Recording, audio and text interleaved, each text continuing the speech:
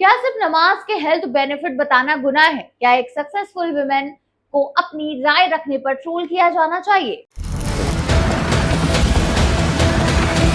और क्या social media अब रिलीजन के नाम पर हेट फैलाने का सबसे बड़ा प्लेटफॉर्म बन चुका है? Hi and welcome back to our channel आपकी खबर। मैं हूं आपके साथ आमिना। आज हम बात कर रहे हैं एक ऐसे विमेन की जो सिर्फ बिजनेस वर्ल्ड में ही नहीं बल्कि अपनी बोल्ड पर्सनालिटी और फियरलेस एटीट्यूड के लिए भी जानी जाती है, नमिता थापर। जी हाँ, वही नमिता थापर जिन्हें आप शार्क टैंक इंडिया में एक स्ट्रिक्ट लेकिन इंस्पायरिंग इन्वेस्टर के रूप में देखते हैं। लेकिन इस बार मुद्दा किसी स्टार्टअप इन्वेस्टमेंट का नहीं बल्कि सोशल मीडिया पर मिली ट्रोलिंग, अब्यूज और रिलीजियस कंट्रोवर्सी का है। दरअसल नमिता थापर ने रिसेंटली नमाज के हेल्थ बेनिफिट्स पर एक पोस्ट शेयर की। उन्होंने बताया कि नमाज सिर्फ एक रिलीजियस प्रैक्टिस नहीं बल्कि बॉडी के लिए भी काफी बेनिफिशियल हो सकती है, जैसे stretching, blood circulation, mental peace और डिसिप्लिन। बस फिर क्या था, सोशल मीडिया पर कुछ लोगों का गुस्सा फूट पड़ा। कमेंट सेक्शन में लोगों ने लिखा, अब आप हमें नमाज सिखाएंगे, हिंदू होकर नमाज का प्रमोशन क्यों, शार्क टैंक छोड़ो, पहले अपना धर्म याद करो, टीआरपी के लिए कुछ भी करोगी। ऐसे ही बहुत कुछ आया और कुछ लोगों ने तो पर्सनल लेवल पर भी काफी इंसल्टिंग कमेंट कर दिए थे।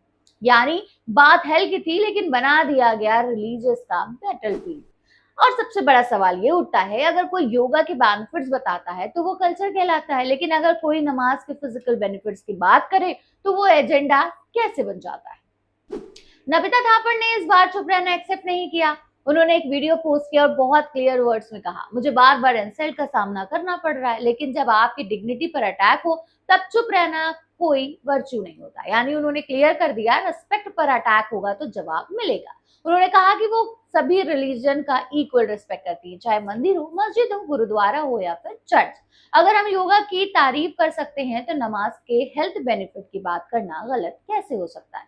उन्होंने सेलेक्टिव आउटरीच पर भी सवाल उठाए। उन्होंने पूछा, जब दूसरे रिलीजन्स की अच्छी बातें शेयर होती हैं तब लोग शांत रहते हैं, लेकिन जैसे ही इस्लाम या नमाज की बात आती है कुछ लोग अचानक इतने हट क्यों हो जाते हैं?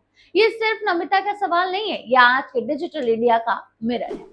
इतना ही नहीं, इसके बाद नमिता थापर ने अपनी रिसेंटली फिटनेस जर्नी को लेकर भी काफी डिस्कशंस बताया। उन्होंने कि क्या कुछ हुआ। उन्होंने बताया कि एक वीडियो रिलीज करके कि पिछले 11 महीने से वो फ्रोजन शोल्डर जैसे पेनफुल कंडीशन से फाइट कर रही हैं। एमक्योर फार्मास्यूटिकल की एग्जीक्यूटिव डायरेक्टर होने के बावजूद उन्होंने अपनी पर्सनल स्ट्रगल को हाइड नहीं किया। उन्होंने सोशल मीडिया पर एक वीडियो शेयर किया जहां बताया कि इस पेन की वजह से उन्हें जिम, योगा, डांस जैसे अपने फेवरेट फिटनेस रूटीन कंप्लीटली बंद करने पड़े। सोचिए, जो वुमेन रोज एक्टिव रहती थी, जिसे फिटनेस से प्यार था, उसे अचानक सब कुछ स्टॉप करना पड़ा। उन्होंने कहा कि पिछले 7 महीने तक उन्होंने सब कुछ छोड़ दिया, लेकिन फिर उन्होंने गिव अप नहीं किया। स्लोली, स्टेप बाय स्टेप उन्होंने फिर से जिम स्टार्ट किया, योगा स्टार्ट किया, डांस स्टार्ट किया। उन्होंने कैप्शन में लिखा, पेरीमेनोपॉज के दौरान एक्टिव रहना बहुत इंपॉर्टेंट है।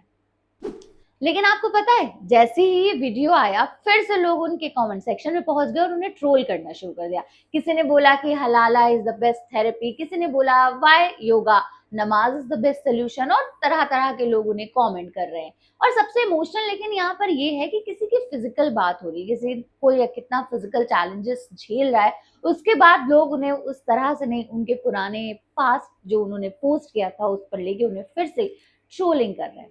जबकि नमिता थापर इस वीडियो में बहुत इमोशनल दिख रही हैं। उन्होंने ये भी कहा कि पता नहीं कब मैं पहले की तरह आसानी से शीर्षासन कर पाऊंगी, लेकिन मैं एक वॉरियर हूँ, मैं हर बार कुछ ना कुछ नया करने की कोशिश करूंगी, मैं चुप नहीं रहूंगी। ये बात उन्हें अलग बनाती है, चाहे बॉडी पेन में हो या सोसाइटी वर्ड से अटैक कर रही हो। नमिता पीछे हटने वालों में से नहीं है। अब थोड़ा फ्रोजन शोल्डर को भी समझ लीजिए। मेडिकल लैंग्वेज में इसे अधेसिव कैप्सुलिटाइज कहा जाता है। इसमें शोल्डर जॉइंट स्टिफ हो जाते हैं, पेन बढ़ जाता है और हाथ हिलाना तक मुश्किल हो जाता है। ये प्रॉब्लम अक्सर 40 से 60 साल के लोगों में ज्यादा देखी जाती है, खासकर उन लोगों में जिनको डायबिटीज, थायराइड या लॉन्ग टर्म इनएक्टिविटी की प्रॉब्लम। यानी एक तरफ फिजिकल पेन, दूसरी तरफ सोशल मीडिया की टॉक्सिक ट्रोलिंग। लेकिन नमिता थापर दोनों फ्रंट्स पर स्ट्रांगली खड़ी है। अब सवाल आपसे है कि नमाज के हेल्थ बेनिफिट्स बताना इतना गलत हो गया? क्या रिलीजन के नाम पर किसी विमेन को इस तरह ट्रोल करना सही है? और क्या सोशल मीडिया डिस्कशन का प्लेटफॉर्म नहीं, सिर्फ हेट फैक्ट्री बन चुका है जिसमें ना किसी का दर्द दिख रहा है और ना ही किसी का दुआ? जैसा भी आप सोचते हो हमें कमेंट सेक्शन में अपना ऑनेस्ट ओपिनियन जरूर बताइएगा। अगर आपको लगता है कि सच बोलने वालों की आवाज दबनी नहीं चाहिए तो इस वीडियो को लाइक करिएगा, शेयर करिएगा और हमारे चैनल आपकी खबर को सब्सक्राइब जरूर करिएगा, क्योंकि यहाँ खबर सिर्फ दिखाई नहीं जाती, सच के साथ समझाई भी जाती है।